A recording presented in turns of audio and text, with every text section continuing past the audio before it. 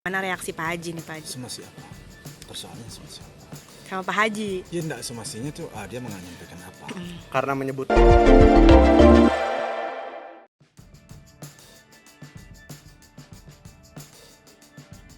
Dodi Sudrajat akan layangkan somasi. Begini tanggapan Haji Faisal.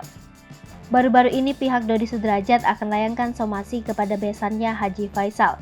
Bersama kuasa hukum Dodi, Farhad Abbas mengatakan akan melayangkan somasi pada Senin 16 Mei 2022 mendatang.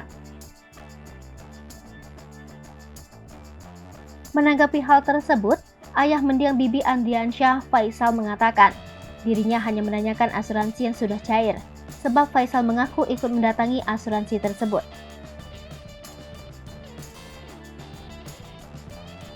Sementara itu, pihak Haji Faisal belum mengetahui perihal somasi yang akan dilayangkan kepada Haji Faisal tersebut. Sementara itu, Dodi juga menjelaskan perihal asuransi kematian Vanessa. Dodi menegaskan bahwa hal tersebut diminta oleh Vanessa pada saat itu.